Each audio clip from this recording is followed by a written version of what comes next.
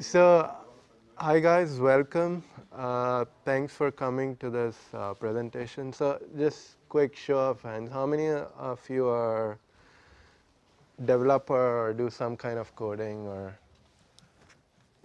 Okay, 4 or 5. How many of you are like instructional designers who design courses? Okay, and other, how many business community oriented people? Okay, awesome. So hopefully we'll have something for each of those categories. But I will talk about AppliedX. That's our customized version of OpenEdX that we use for training, delivering training to primarily at this moment our employees. And we're going to talk about some lessons learned and maybe also talk about our wish list of what we want to see.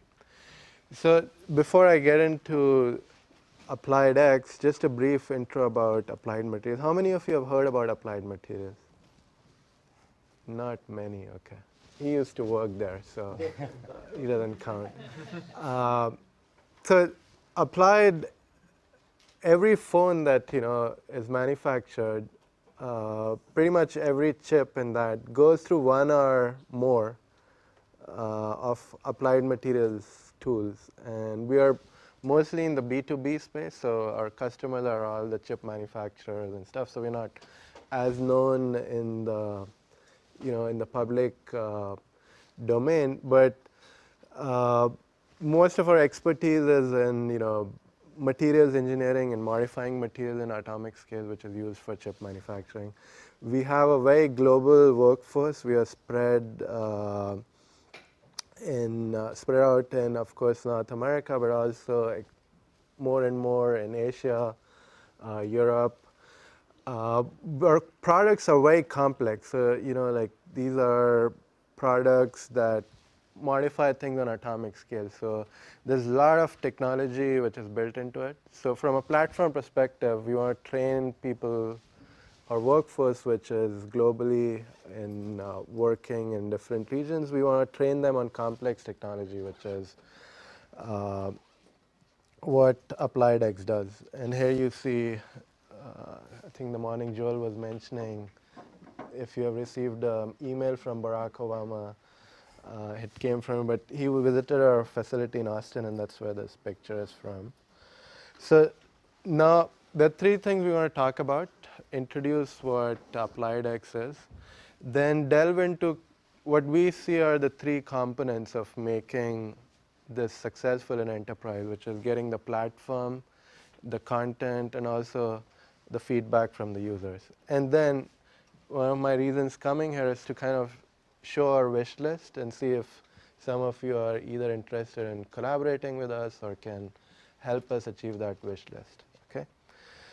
So AppliedX is essentially our customized version of OpenEdX, and we want to use it primarily to deliver these best known methods which are developed from over 30,000 man hours of knowledge of people continually improving products, working on man years. Man years, 30,000 man years of knowledge that we have built into the company. And now we want to use this platform to essentially decimate and form common language and proliferate these methods across the company. So the use case is slightly different than what you have seen in other, or you might see in typical use cases of OpenEdX.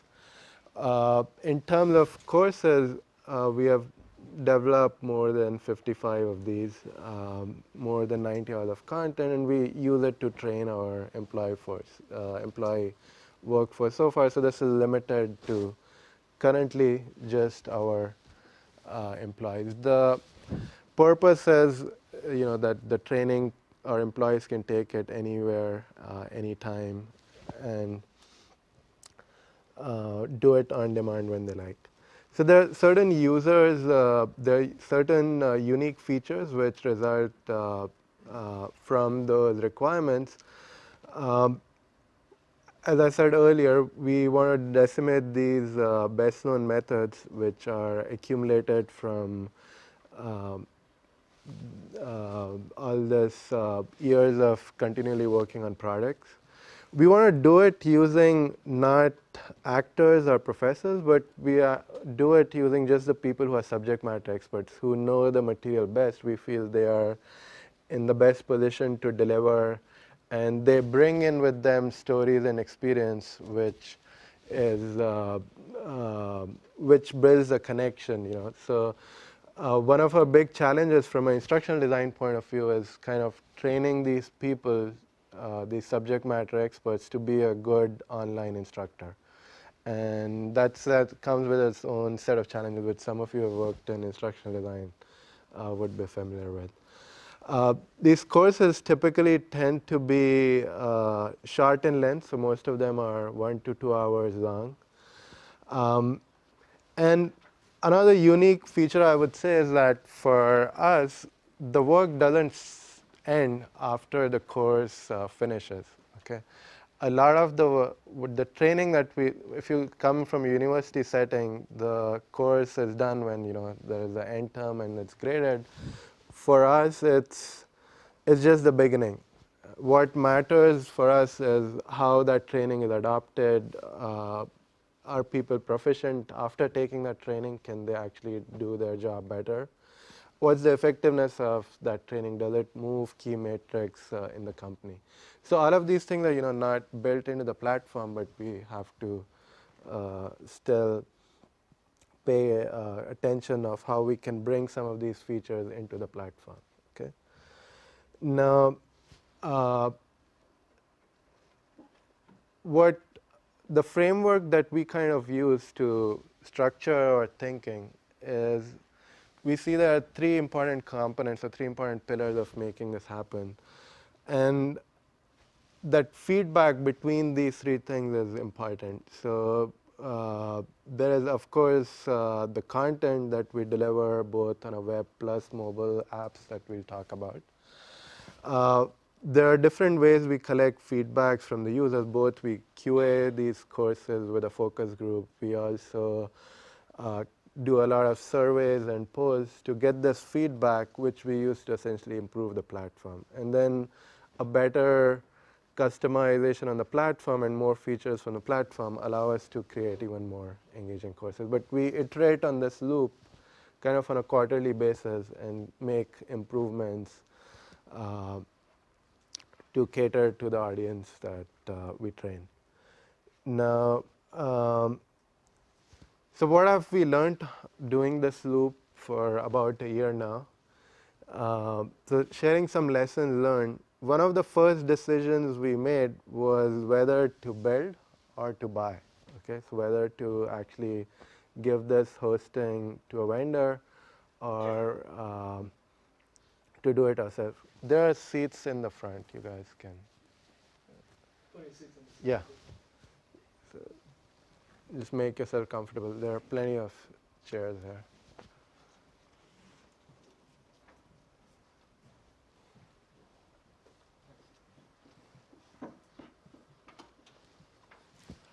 Okay, so one of the, so what we realized, we talked to a few vendors, and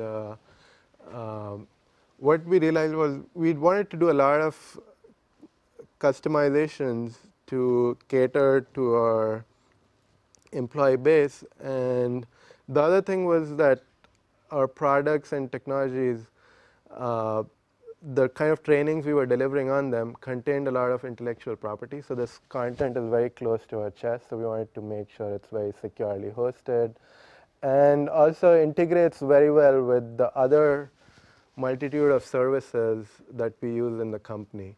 So we decided to go with the build decision, and so far it has been a good journey, and I think we have been able to iterate faster on that content platform user loop because of doing it internally. Okay, so some of the things that we had to integrate with our single sign-on solution, integrate it with a legacy LMS system, because in an enterprise environment, you want to assign these courses based upon roles and monitor their completion, based upon organization or roles, or based upon certain criteria, which edX out of the box doesn't allow you to do. So we had to do that integration with the legacy learning management system. As I said earlier, we want to make sure that these videos, which contain most of the IP, are very securely hosted. And my colleague Eyal Shelly is actually giving a lightning talk right after this upstairs. So you guys are welcome to attend that as well. We wanted to build social features into it, and we use Yammer for our social engagement platform, and this allows us also in that loop collect a lot of feedback. And with using some of these enterprise social network tools, you can get that feedback in mail, and you can respond to it quickly, and that helps us also correct quickly the mistakes in our courses, or actually even give multiple pathways to collect that feedback. There are some things that we built. For example, we started with, I think, Aspen. That was the version of OpenEdX we started with. At that time, it didn't have a previous next button, so we built into it. Now it's actually become part of the platform in the Dogwood release. For example, a lot of our feedback that we collected was in the enterprise environment. People were saying, what is this check, save, final check thing? So we just built a simple button like submit button. Just press one button and submit your answer. As our number of courses in the platform started to grow, one of the things we realized we needed to build was a catalog. So we built a catalog. It's based upon keywords and taxonomy. So it has keywords. All of these course styles has certain keywords which are clickable, and the catalog is similar to what you see on edX.org. There's a set of rules you can filter courses based upon. It's based upon keywords and Elasticsearch. So it produces a word cloud of keywords, and you can, again, filter these courses using these different parameters. And this is the CMS side of it. So you can actually, when you're developing the course, you enter these parameters, which then get reindexed, and the catalog is built on top of it. Today morning, I realized that this is going to be part of the next release of edX Eucalyptus. So another lesson learned was pay close attention to the roadmap.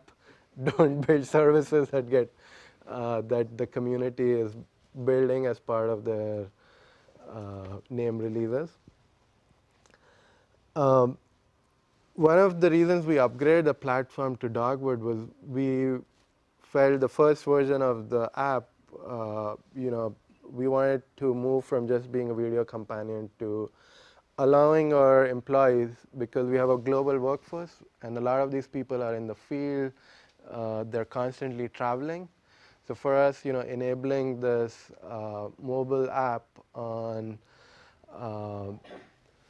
for our employees, who over 60 or 70% of them now have a iOS phone, and they can take this training on the go. And so far, it has been a good experience, and we were happy with the second version of the app that edX has put out.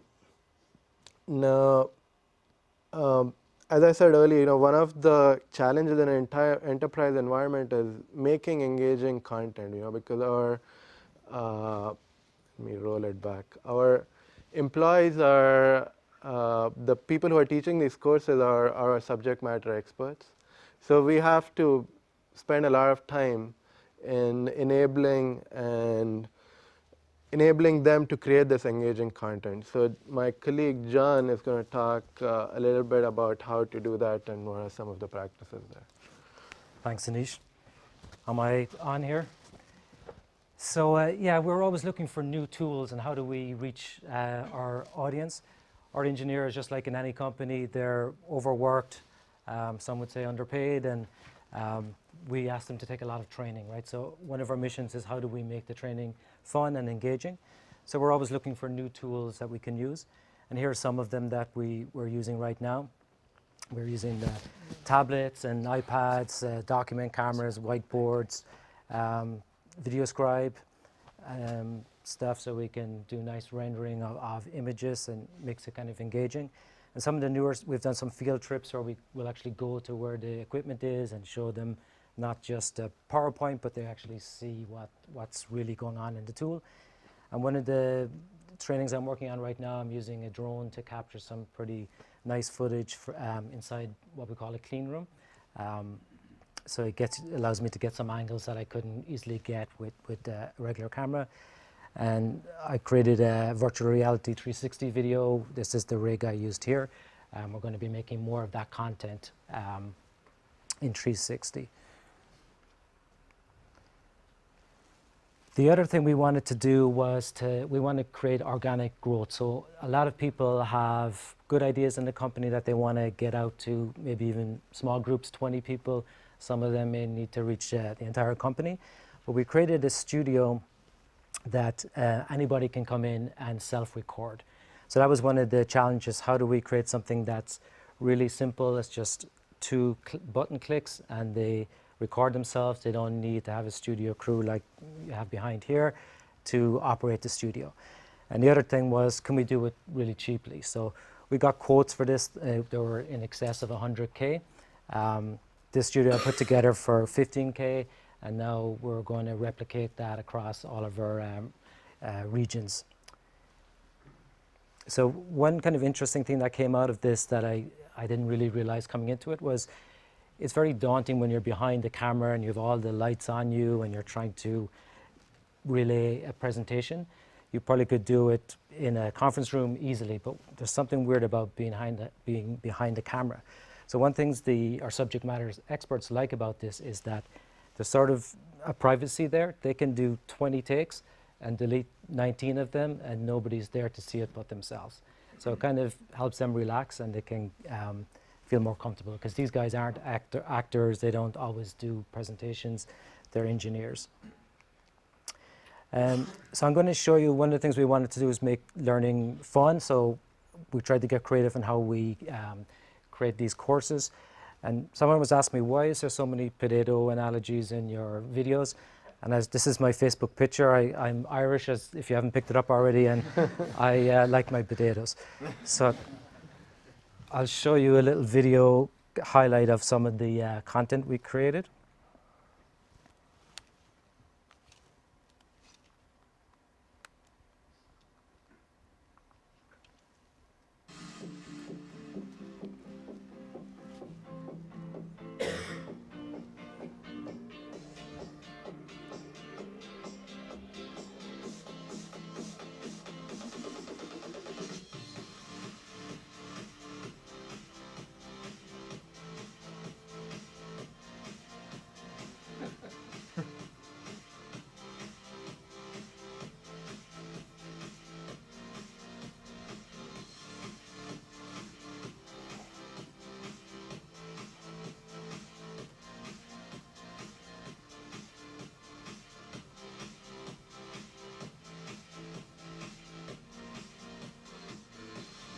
Before we get much further, let's take a moment to align on terminology and definitions. You'll notice that inspection is a TLA-rich field, and by TLA, I mean three-letter acronym.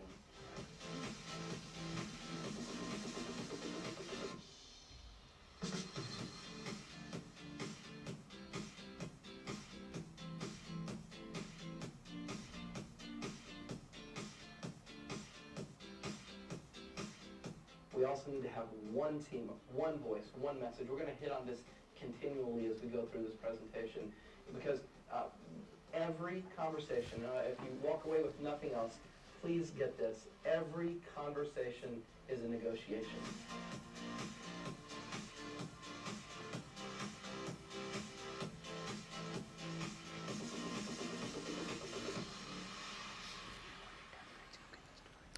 So there were just some quick highlights of, oops. wants to play again. So with that, I'll hand it back to Aneesh. All right, thank you, John. So, as you guys saw, creating this engaging content is what we are aspiring to do, and it might come naturally in a university setting, but it's hard to achieve in a corporate environment. And then one of the things that we also built was build these dashboards to monitor how we're doing, and we build these on top of Tableau, so it helps us monitor in real time how our users are placed, what kind of courses they're taking, and then it also allows us to make these gamification or make these leadership dashboard and gamify them to kind of drive engagement around courses, drive course completion, because these trainings have to be taken. We want to decimate these trainings very quickly, and we want to, proliferate them in our employee base.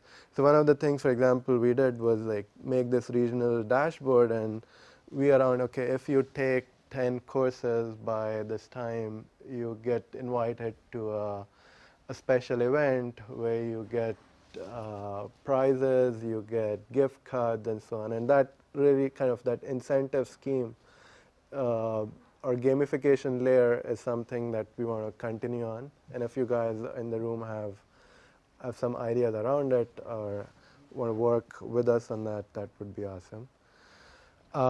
So here's my wish list for this, okay? So I'm going to do this in a top 10 format, like a David Letterman style format, and I'm going to write it to Dear AppliedX Santa, and hopefully they show up by Christmas, and I can implement these as quickly as I can. So one of the things is we would still, as John was saying, one of the things we're trying to do is democratize this course creation process. So anything which makes that whole queuing of a course before you release it, or even uploading a video, if there is just a button like a YouTube button, you can upload it directly to the cloud services that we use and link it back to the course. That would be great. We have used a lot of Xblocks, but what we realize is when you do the version upgrade, some of them, it's not documented whether they'll work in the next version or not.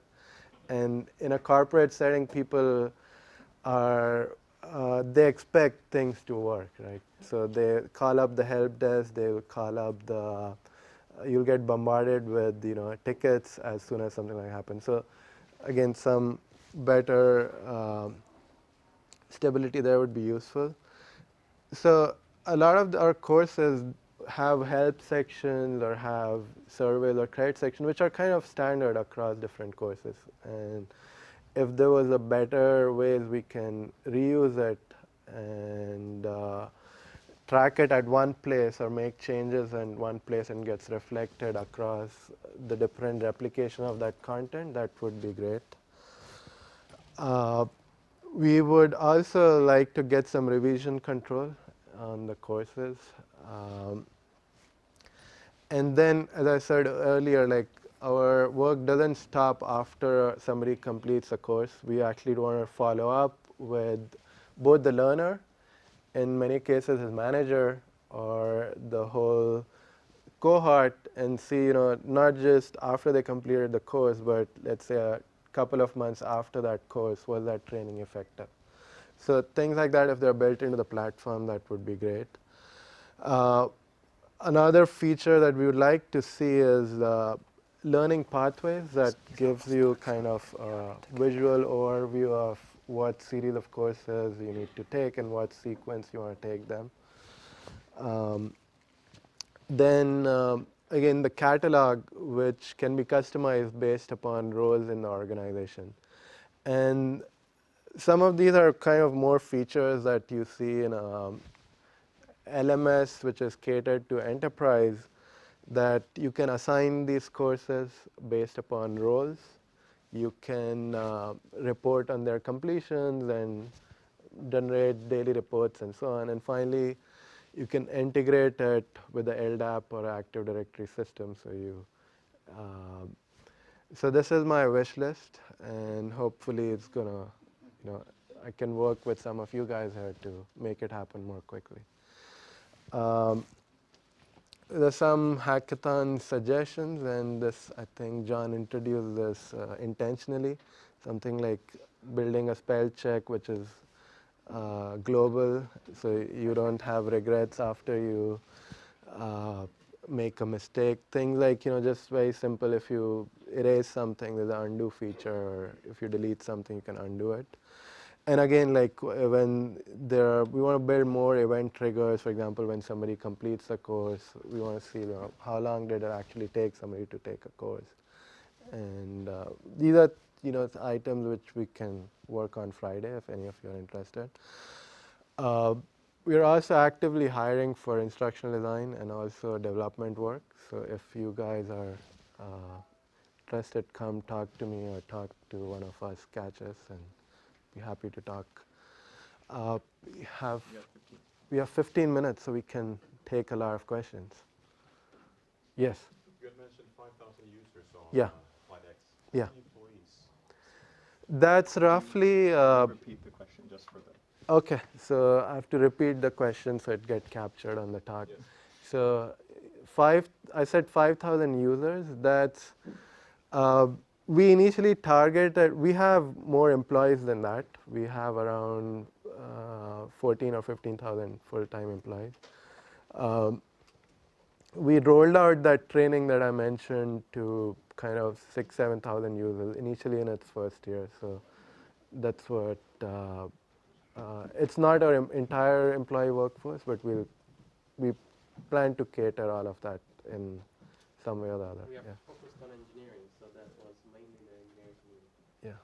Next, we are coming with more things and not just that. And eventually, the idea is also for people to create more courses that interest them.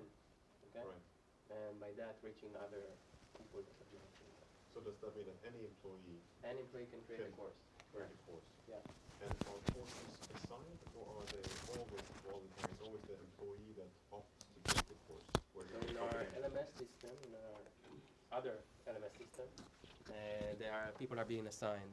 People are being assigned, and based on that, they get to AppliedX and take the course. But we have also a few courses. Yeah, so we want to do both. We have certain training which are top down, like you have to take them by a certain time. But we have like a lot of demand, at least for organic content, which is like you have a software tool that you maintain, and you want to create a training so other people don't come and actually bug you, but they can just go to that course and take it. Or you are doing kind of more screencast content that you can just refer people to. So it's both. Like some of it are actually a lot of the professionally produced content was for these top-down courses, but we make the platform openly available, as well as the studio resources that John talked about, openly available to any employee in the company, so they can come and create this You content. were in the EdCast session as well, right? He talked Yes. about knowledge network, right? Yes. So we see AppliedX as a knowledge network eventually, right? Because eventually people will create courses, create more knowledge being captured. It's being consumed easily because there are short videos. So eventually it's a knowledge capture system. It's not just a learning system in a way, in a traditional way, more informal as well.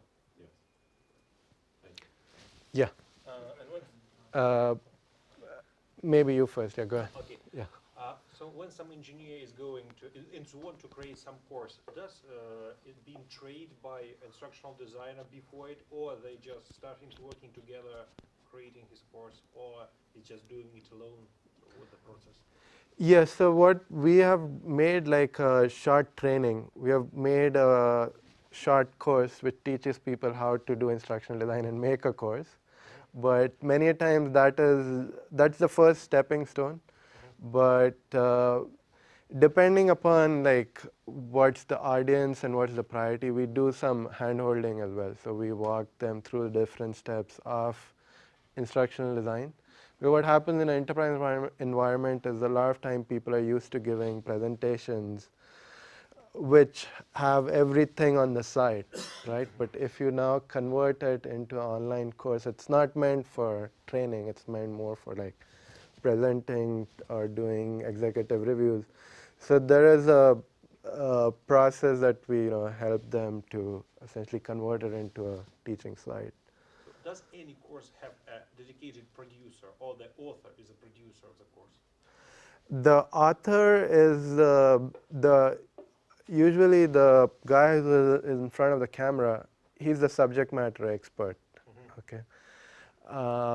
In many cases, the production is, in almost all cases, the production is done by a team, which essentially is either somebody recording behind the camera, or now what we're doing is building up these set of studios and building up a global video production kind of thing where somebody can record the video and then it gets produced on the back end of it. Thank you. Okay. Yeah. Quick question about reporting. Like currently, how do you do reporting? We use the legacy LMS to do it. The reporting we're able to do on the platform is just how many people have taken the course or how many have completed it. So those we just use the SQL database that's in edX and port it onto a Tableau dashboard, and you can then see it. But we want to do more detailed reporting, right? More detailed analytics. Also reporting around like if you assign that course to a certain audience, how many of percentage-wise, how many are engaged with it. So that's something we don't do at the moment. Yeah. Go ahead, yeah.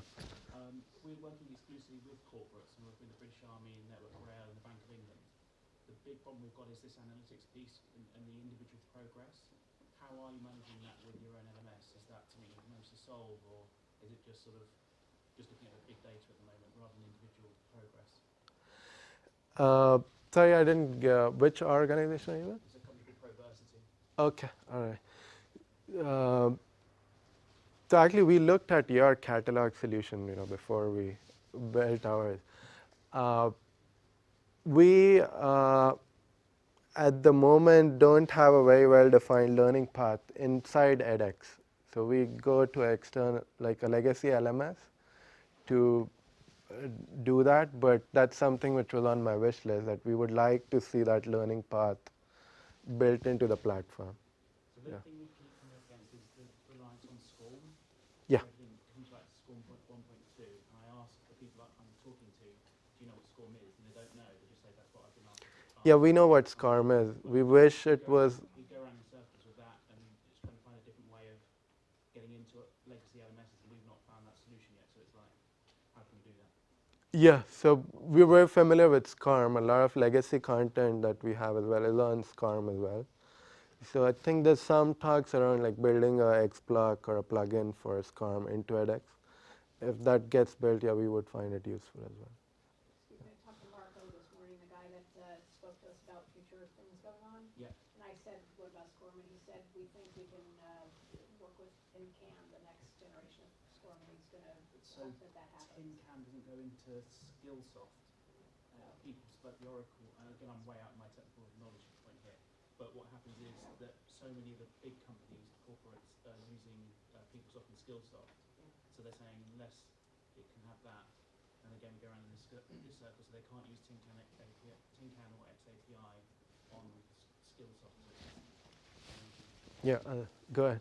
This is fantastic what you're doing. How did you get top-down executive support to pursue this approach? So it's a good question. Like, I think the way it works is you reach a step and then you get some buy-in. Then you give a prototype of another, something that you want to do, and then you get more buy-in. What we have found is generally it's better if you just go build a prototype and you get more executive buy-in. So that's how we started, like I'm sure everybody who's worked in corporate must be familiar with this, right? If you go with just a PowerPoint slide, you get a certain amount of buy-in, but if you go with the prototype. And then we built upon our content and the courses that we were creating. We were getting good feedback. So again, that gives you more buy-in with the executive to get more resources and so on. But it's yeah. So I guess just don't start with the whole feature set. Start with a stock installation of edX, put some content that your executives can give you buy-in on. But you can show an ROI for that. One of the things we had is that we had a big initiative of trying to standardize the way engineers work. And HR came, and none of us is from HR, came with this number, right? Huge number, and we said, we can do it differently, right? We can do it differently. We can do it with a MOOC style. And Aneesh was actually building that prototype, way before, and we came up and say, hey, let's use that. And we showed the numbers, and show me the money, right? So if you show the way you can save money, it's easy to get the executives. Yeah, go ahead. What's the size of the support staff to support the platform and production? You're looking at it. You're looking at it. No, yeah. and not full time, of course. So there's a ticketing system that we use, but it's not dedicated to our platform. We are actually so I'm actually from the knowledge management area and the IT. I'm more SharePoint and Microsoft areas. So we are actually utilizing the same team we have just to take some tickets, because most of the tickets are really simple. We don't have a lot of bugs that are really, and then we have one dedicated person that's really a master in all of the technology. So we basically just trained our help desk staff on, how the platform works and how to resolve those tickets. Yeah. And your production team? The video production? For the 90 hours of content? So we have, I would say, most of the team that is there, they do like 60-70% of the job in instructional design. But then John, he's setting up all these studios. Chinmay, who didn't get to talk because, but he's going to give another talk around analytics in the afternoon. So he heads also the data analytics part of so overall we have, like, if I add up just the resources, around 3 full-time IDs, and then supporting them would be 1 or 2 studio people. How much production time goes into your 2-hour mini courses? What do you hope it would be for your individual contributors? Yeah, so our estimate roughly is like for each of these courses, which is 1 or 2 hours of content, if I add up all the man hours, it takes 100 man hours to produce each of these courses. Out of that, 40 is probably what the subject matter expert contributes. Almost equal time is what the instructional designer contributes. And then 10 to 20 hours is like video recording plus production for each of these courses. And then in terms of your platform development, have you thought of implementing a upload system like Stack Exchange? Because now if you have like a bunch of individual contributors flooding your platform space, then how do you separate, I guess, weaker attempts from stronger attempts? Yeah, we do have a rating system. We have a big feedback pipeline. Yeah, so is that going back to you, or is that going back to the users who are going to select their next course? Right now we're collecting all the data since it's very nascent, but eventually it will go back to the audience as well, and so they can put together electives that they're interested in and which are rated well by. Yeah, so we ask people to rate the course towards the end of it, and we can potentially use that to, Yeah. For one more.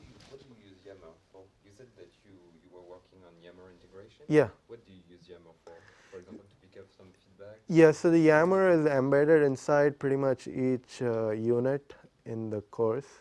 And it's like if you watch a video, you can then leave a comment about it. Or you can actually tag the instructor. And since it's like all employees are on Yammer, you can tag him and ask him a question. Or if you spot an error in some content, so users can quickly report it and then Yeah, so but tag the the idea, instructor the idea with is that. also that there's a community behind the course, okay? So each one of those courses is not just a course, it's a subject, right? That's bigger than that. So eventually people continue Yeah. and talk on the relevant Yammer group, okay? To have more discussion around that subject and not just the course itself.